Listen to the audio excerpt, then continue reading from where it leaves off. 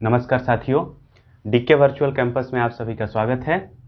आज के इस वीडियो में हम बात करेंगे स्टडी ऑफ वर्ड्स सीरीज 3।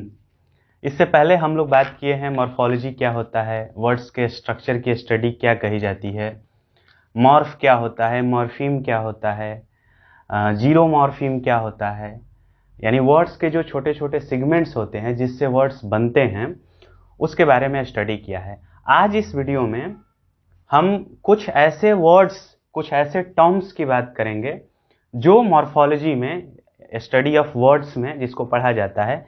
तो मैंने सोचा कि आज कुछ ऐसे सेलेक्टेड टर्म्स को क्लियर करें कि वो क्या होता है। तो जैसे आज हम बात करेंगे कि मॉर्फ क्या होता है, हालांकि इसको मैं पहले भी बता चुका हूँ। मॉर्फीम क्या होता है, फिर एलोमॉर्फ्स एक नया टर्म है, इसके बारे में डिस्कस करेंगे। पोर्टमॉन्ट्यूमॉर्फ क्या होता है, पोर्टमॉन्ट्यूमॉर्फ। एम्प्टी मॉर्फ क्या होता है।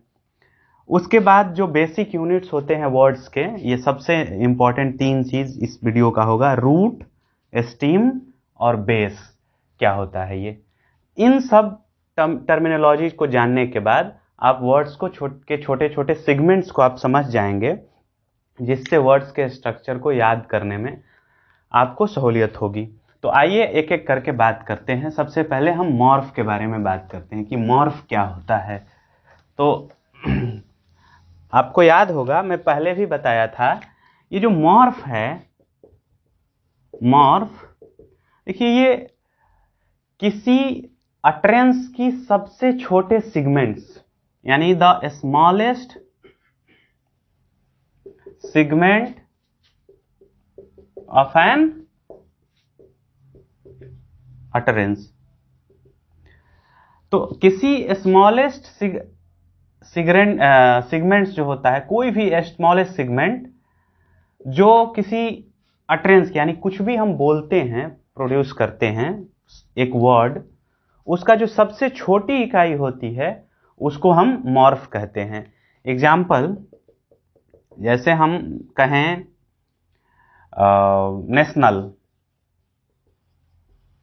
नेशनल एक वर्ड है, लेकिन नेशनल में अगर हम इसको तोड़ते हैं तो वर्ड बनेगा आपको नेशन और उसके बाद अल। तो इन वर्ड, ये जो नेशनल वर्ड है, इसमें छोटी इकाई क्या है, एक अल है, ये भी एक छोटी इकाई है, और एक नेशन भी है।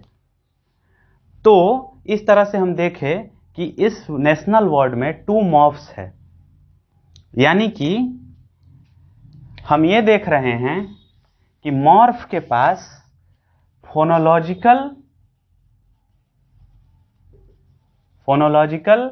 एंड ऑर्थोग्राफिकल रिप्रेजेंटेशन है।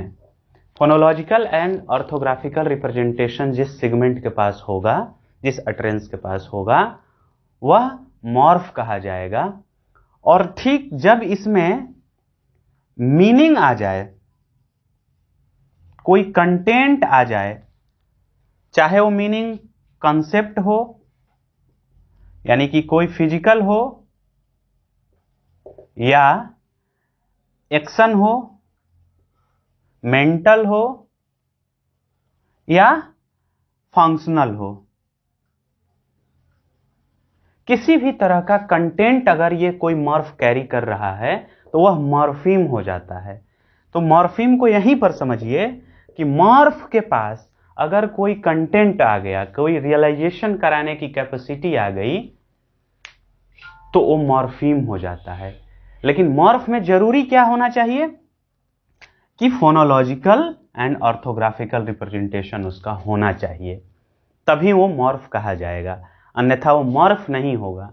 तो कुछ जैसे जीरो मॉर्फीम का एक कंसेप्ट है, यहां पर मैं बता रहा हूं, जीरो मॉर्फीम, जिसमें कि मॉर्फीम तो होता है लेकिन वो मॉर्फ नहीं होता है। जैसे बताया था ना, शिप, तो अगर अशिप कहेंगे या मैनी शिप कहेंगे, मैनी शिप। तो जब ये अशिप बोले तो ये सिंगुलर में है, लेकिन जब मैनी शिप बोले तो ये प्लूरल में है। तो यहां पर मॉर्फीम तो 2 है, क्योंकि एक प्लुरलाइजेशन का जो है वो भी एक मॉर्फीम है, और एक शिप अपने आप में मॉर्फीम है, क्योंकि मॉर्फीम को कहते हैं कि मिनिमल मीनिंगफुल यूनिट। तो इसके पास मीनिंग तो है, और चूंकि जो यहां पर दिख नहीं रहा है उसको हम फाई से डिनोट करते हैं, और ये भी एक प्लूरल मॉर्फीम का काम कर रहा है।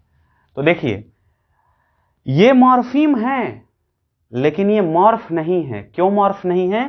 क्योंकि इसके पास फोनोलॉजिकल एंड ऑर्थोग्राफिकल रिप्रेजेंटेशन नहीं है। तो आप मॉर्फ को समझ गए। जिस अटरेंस के पास फोनोलॉजिकल एंड ऑर्थोग्राफिकल रिप्रेजेंटेशन अवेलेबल हो वो मॉर्फ होता है, और अगर उसी में कोई कंटेंट जुड़ गया तो वो मॉर्फीम हो जाता है। तो इसलिए हम क्या देख रहे हैं कि सामान्यतः जितने भी मॉर्फीम्स होते हैं, जीरो मॉर्फीम को छोड़ करके, वो सब के सब मॉर्फ भी होते हैं अगर वो वर्ड्स में आते हैं। तो चलिए, तो ये रहा मॉर्फ, मॉर्फीम, एंड इसी के साथ हम जीरो मॉर्फीम भी समझ गए। अब हम बात करते हैं एलोमॉर्फ्स की। एलोमॉर्फ नहीं होता है, एलोमॉर्फ्स होता है। एलोमॉर्फ्स, एलोमॉर्फ्स क्या होता है? तो देखिए, किसी एक ही सिगमेंट का, किसी एक अटरेंस का जब डिफरेंट रियलाइजेशन हो, अलग अलग उसकी फोनोलॉजिकल रिप्रेजेंटेशन हो, तो उसको एलोमॉर्फ्स बोलते हैं। कैसे इसको डिफाइन करेंगे? डिफरेंट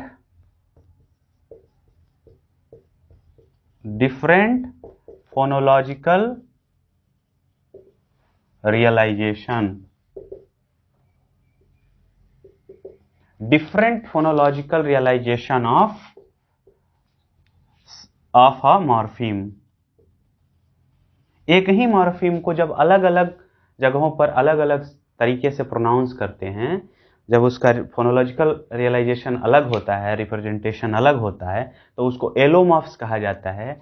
एग्जाम्पल, जैसे ये जो प्लूरल है, प्लूरल बनाने के लिए एस या ईएस ऐड करते हैं, एस या ईएस ऐड करते हैं, इसका डिफरेंट फोनोलॉजिकल रियलाइजेशन कैसे होता है हम देखते हैं। जैसे देखिए, हम डॉग में एस जोड़ रहे हैं, फिर हम पेन में एस जोड़ रहे हैं, फिर हम क्लास में ईएस जोड़ रहे हैं, बेंच में ईएस जोड़ रहे हैं। देखिए, इसका भी काम यहाँ प्लूरल करना है, इसका काम प्लूरल करना है, इसका भी काम प्लूरल, यानी कि ये जो जितने हैं एस ईएस सारे इन्फ्लेक्शनल मॉर्फीम्स है, और इन सब का काम प्लूरल बना देना है। लेकिन जब हम लिखते हैं डॉग को प्लूरल में, तो डॉग्स, जब ये डॉग्स नहीं होता है, ये डॉग्स हो जाता है, यहाँ ज साउंड आता है। और पेन में जब लिखते हैं तो यहाँ पर स साउंड आ जाता है, पेन्स होता है, और डॉग्स होता है, डॉग्स नहीं होता है, डॉग्स होता है, ज साउंड आता है वहां पर। अगर हम क्लास, तो classes, classes E I Z आता है, क्लासेज। बेंचेज, तो आई जेड, यहां आई इज का साउंड आता है। तो आप देख रहे हैं ना, सेम मॉर्फीम है, सेम इसका फंक्शन है, फंक्शन तो सिर्फ और सिर्फ प्लूरल बनाना है, लेकिन यहां पर किसी का ज साउंड आ रहा है, किसी का स साउंड आ रहा है, किसी का इज साउंड आ रहा है। तो सेम मॉर्फीम है ये। क्या मॉर्फीम है? ये प्लूरल बनाने का काम करने वाला मॉर्फीम है, लेकिन यहां डिफरेंट फोनोलॉजिकल रिप्रेजेंटेशन ये दे रहा है, इसलिए इस मॉर्फीम को हम, ये मॉर्फीम ही है, मॉर्फीम को हम एलोमॉर्फ्स कहते हैं। एलोमॉर्फिम्स नहीं कहते हैं, क्योंकि यहां पर तो हमारा संबंध सिर्फ और सिर्फ फोन से है, ध्वनि से है। एलोमॉर्फ्स होता है। तो ये आप समझने की कोशिश करिएगा। उसके बाद अगर ये समझना है कि कहाँ स होता है, कहाँ ज होता है, कहाँ पर ईज होता है, तो इसके लिए एक छोटा सा मैं रूल बताता हूं कि ये कहाँ होगा।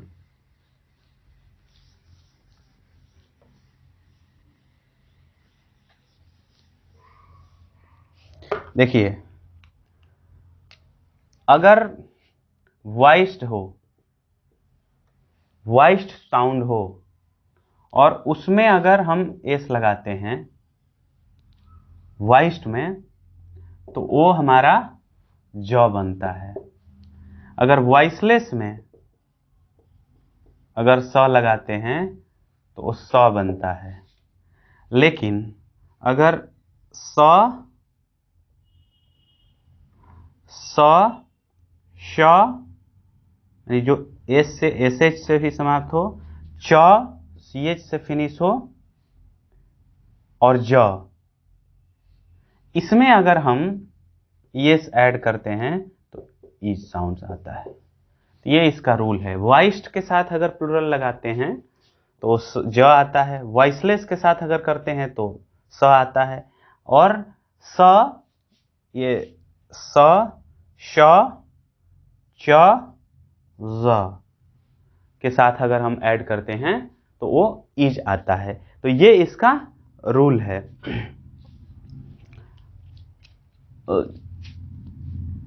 चीज ज को हटा दीजिए, ज के साथ ऐसा नहीं है।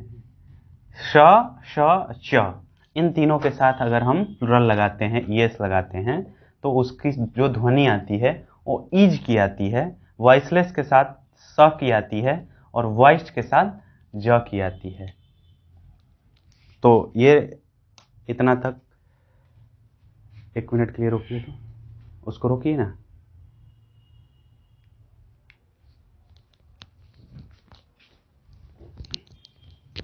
अरे इसको बोले रोकिए। चलिए, तो ये एलोमॉर्फ्स समझ गए। एलोमॉर्फ्स के बाद बात करते हैं पोर्टमॉन्क्यूमॉर्फिम। पोर्टमॉन्क्यूमॉर्फ्स, तो देखिए, ठीक ये एलोमॉर्फ्स के उल्टा होता है। एलोमॉर्फ्स में क्या था कि जब एक ही मॉर्फीम का डिफरेंट फोनोलॉजिकल रियलाइजेशन होता है तो वो एलोमॉर्फ्स हो जाता है। लेकिन अब इसमें क्या हो रहा है कि एक ही मॉर्फ का different function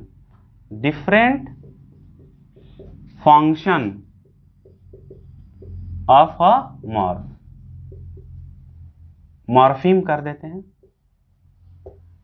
different function of A morpheme, जैसे कि एक स है, तो ये अभी यहां पर मॉर्फ ही रखते हैं। मॉर्फ डिफरेंट फंक्शन कैसे इसका होता है। ये जो स है, कभी ये प्लूरल बनाने के काम में आ जाता है, कभी ये सिंगुलर बनाने के काम में आ जाता है, तो कभी ये अपोस्ट्रॉफी जेनेटिक साउंड्स के जेनेटिक शो करने के लिए आ जाता है। तो एक ही स का अलग अलग जब फंक्शन शो करते हैं एक ही मॉर्फ से, मॉर्फ तो एक ही है स, फोनोलॉजिकल रिप्रेजेंटेशन, लेकिन जब इसका यूज जैसे पेन के साथ हम अगर एस लगा दिए तो ये प्लूरल हो गया। लेकिन अगर हम गो के साथ एस लगा दिए तो ये सिंगुलर हो गया, सिंगुलर के साथ यूज होता है। लेकिन अगर हम राम के साथ स लगा दिए तो ये जेनेटिव केस को शो कर रहा है। तो एक स का जब डिफरेंट फंक्शन आ जाए, जब शो करे, तो उसको कहते हैं हम पोर्टमॉन्क्यूमॉर्फ्स। चलिए, ये हो गया। इसके बाद एक वर्ड टर्म आता है इम्प्टी मॉर्फ। तो देखिए, इम्प्टी मॉर्फ भी समझ लीजिए क्या होता है। इम्प्टी मतलब खाली, मॉर्फ यानी कि इम्प्टी मॉर्फ यानी कि ऐसा एक मॉर्फ जिसके पास कोई रियलाइजेशन नहीं हो, सिर्फ और सिर्फ उसका फोनोलॉजिकल रिप्रेजेंटेशन हो। जैसे अगर हम वर्ड लिखते हैं इम्पटी मॉर्फ में जैसे वर्ड लिखते हैं एक्चुअल, चाहे लिखते हैं फैक्चुअल, तो देखिए एक्ट के पास अपना कंटेंट है और अल के पास भी कोई ना कोई फंक्शन है एडजेक्टिव कर देने का, लेकिन ये यू जो है यहां पर किसी काम के लिए नहीं आया है, मतलब कि कोई यहां इसका फंक्शन नहीं है, इसका सिर्फ और सिर्फ फोनोलॉजिकल रियलाइजेशन कराने क्या ही पाओ, यानी इसका कोई मतलब नहीं है, इसका कोई मीनिंग नहीं है, ये मीनिंगलेस है। लेकिन अगर इसको हटा दीजिएगा तो ये वर्ड एक्टल नहीं होता है, फैक्टल नहीं होता है। जैसे चिल्ड्रेन जो वर्ड है, तो चाइल्ड का अपना मीनिंग है और ईएन का भी अपना फंक्शन है प्लूरल करने का, लेकिन ये जो र है इसका कोई फंक्शन नहीं है, कोई मीनिंग नहीं है, ये सिर्फ और सिर्फ फोनोलॉजिकल रिप्रेजेंटेशन यहां हो रहा है। तो चूंकि इसके पास कोई कंटेंट नहीं है, यहाँ ऊ के पास कंटेंट नहीं है, र के पास कोई कंटेंट नहीं है, इसीलिए इसको इम्पटी मॉर्फ कहा जाता है। इम्पटी समझ गए, क्योंकि इसके पास कोई कंटेंट नहीं है, तो इसलिए इसको इम्पटी मॉर्फ कहते हैं। तो आप शायद इसको भी समझ गए। अब हम आते हैं रूट पर। ये सबसे इंपॉर्टेंट, ये जो 3 टर्मिनोलॉजी होगी, रूट, बेस और स्टीम, ये बहुत इंपॉर्टेंट है, इसको ध्यान से समझिएगा। तो सबसे पहले हम बात करते हैं रूट क्या होता है। मतलब रूट को अगर हम कहें तो ये न्यूक्लियस ऑफ वर्ड्स होता है, यानी सेंट्रल मॉर्फीम।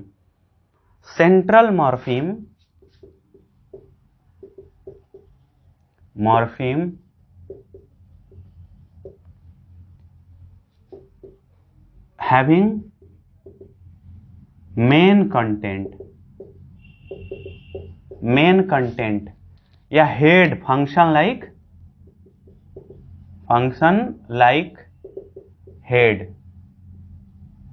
हेड के जैसा जो फंक्शन करता है, जो सेंट्रल होता है, जो वर्ड का प्राण होता है, उसको हम रूट कहते हैं। एग्जाम्पल जैसे प्रेजेंटेबल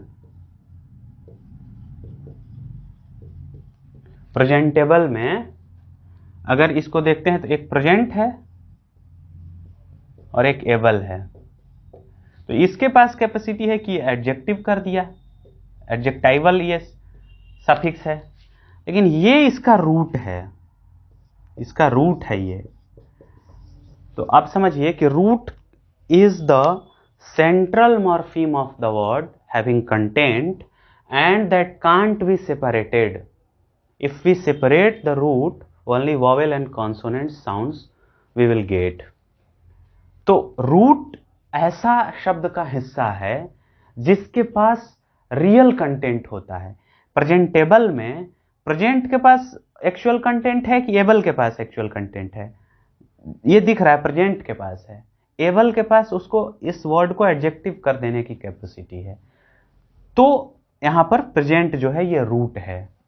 और जैसे देख लेते हैं, जैसे रिन्यू एग्जांपल दिया था पहले, रिन्यू, तो रिन्यू में दो मॉर्फीम है, री जो प्लस न्यू, तो न्यू यहां रूट है क्योंकि एक्चुअल कंटेंट इस वर्ड का, रिन्यू का, वो न्यू है, तो न्यू हेड का काम कर रहा है, सेंट्रल मॉर्फीम का काम कर रहा है, रियल कंटेंट देने का काम कर रहा है, और री जो इसका है प्रेफिक्स है। तो अब इस न्यू को जिसको हम सेपरेट नहीं कर सकते हैं, तो रूट का डिफिनीशन फिर से बता रहा हूं, central morpheme, nucleus morpheme of a word that can't be further separated and having main content, उसके पास मेन कंटेंट होता है, तो ये होता है रूट। ये रूट हो गया। एग्जाम्पल्स और अगर चाहिएगा तो कमेंट में से कमेंट करिएगा, मैं और एग्जाम्पल्स दे दूंगा। कोई भी, जैसे एक एग्जाम्पल और ले लीजिए, जैसे अगर मैं कहूं नेशनल, तो एक वर्ड हो गया नेशन और एक अल क्या है, ये बाउंड मॉर्फीम है, एडजेक्टिव बना दिया, और नेशन इसका रूट है, तो ये होता है रूट।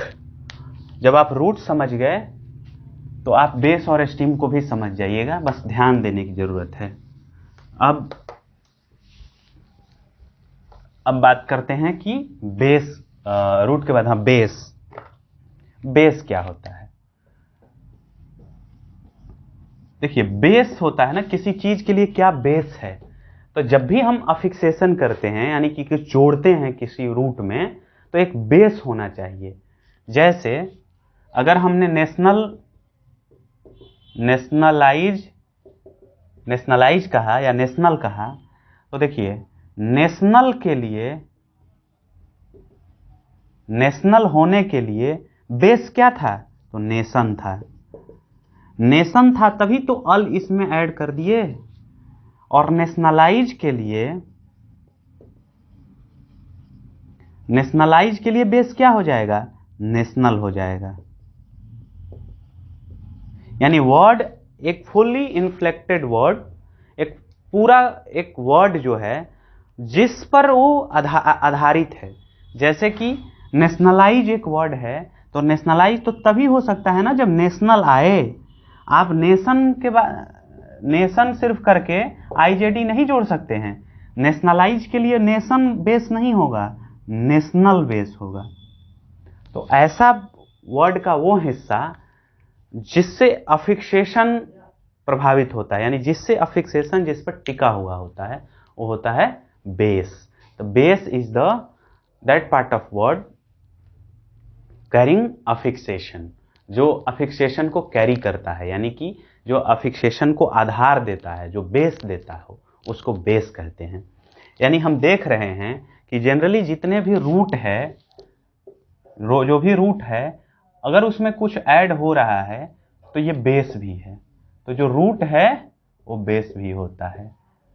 लेकिन देखिए इसका मतलब ये हुआ कि जितने भी रूट है वो बेस हो सकते हैं, लेकिन जितने भी बेस है वो रूट नहीं हो सकते हैं। एग्जाम्पल इसके देख लीजिए, जैसे कोई भी, जैसे बॉय है, तो अगर हम बॉय में हुड लगाते हैं, बॉयहुड या बॉयहुड्स कर देते हैं, तो देखिए जब बॉयहुड्स है तो बॉयहुड्स के लिए बॉयहुड जो है बेस हो गया, लेकिन ये रूट नहीं हुआ। बॉयहुड जो है बेस हो सकता है लेकिन ये रूट नहीं हो सकता है। लेकिन सिर्फ अगर बॉय है, बॉयहुड है, तो बॉयहुड जो है, बॉयहुड में बॉय रूट भी हो सकता है और बेस भी हो सकता है। तो एक बात यहां पर दिखाई दिया कि all roots are base but all bases are not root. ये बात याद रखिएगा। तो ये हो गया बेस, रूट हो गया, बेस हो गया। अब तीसरी जो हमारा तीसरा और आखिरी जो टर्म है इस वीडियो का, वो है स्टेम। स्टेम देखिए, इसको समझिए। बहुत तीनों में माइनर डिफरेंस है और बड़ा डिफरेंस है। माइनर तब जब अगर आप नहीं समझ पाइएगा तो ये माइनर है, जब समझ जाइएगा तो आपको लगेगा कि हाँ तीनों में बहुत बड़ा डिफरेंस है। स्टेम क्या होता है? स्टेम वो होता है कि जितने भी अफिक्सेशन हुए हैं, यानी कि इन्फ्लेक्शनल मॉर्फीम जितने भी लगे हुए हैं, उनको अगर हम हटा देते हैं और जो बचता है उसी को कहते हैं स्टेम। यानी कि stem is that part of the word after removing all inflectional morphemes what we have, that is stem। जैसे कि अगर हम ये कहें, अगर वर्ड है नेशनलाइजेशन, नेशनलाइजेशंस, चाहे अगर कहें नेशनल्स, हाँ, तो नेशनल्स में इन्फ्लेक्शन स है, ये इन्फ्लेक्शनल मॉर्फीम। तो अगर हम नेशनल्स में ये हटा देते हैं तो ये स्टीम भी है। तो जितने भी इन्फ्लेक्शनल मॉर्फीम होते हैं उन सबको हटा देने के बाद जो बचता है, तो यहां तो ये हो गया नेशनल, तो ये स्टीम भी है। यहां नेशनलाइजेशंस में एस हटा दिए, जो बचा वो स्टीम ही है। तो जितने भी इन्फ्लेक्शनल मॉर्फीम्स है उनको हटा देने के बाद, सारे के सारे निकाल लेने के बाद जो भी बचता है उसको हम स्टेम कहते हैं। स्टेम कहते हैं, स्टीम नहीं, stem. Stem, root and base, ये तीनों मैं समझाया। फिर भी अगर कोई प्रॉब्लम हो, ये वीडियो लिंग्विस्टिक्स बैकग्राउंड के स्टूडेंट्स को जल्दी समझ में आ जाएगा, और जो लिंग्विस्टिक्स बैकग्राउंड के नहीं हैं उन्हें बार बार देखने और समझने की ज़रूरत है। अगर कोई प्रॉब्लम हो तो आप कमेंट करिए, कमेंट में हम जवाब देंगे, या आपके जो सवाल होंगे उस पर एक स्पेशल अलग वीडियोज बना देंगे। धन्यवाद साथियों, ये इसको ध्यान से समझने की ज़रूरत है, और इसको लाइक करिए, सब्सक्राइब करिए और शेयर करिए। धन्यवाद।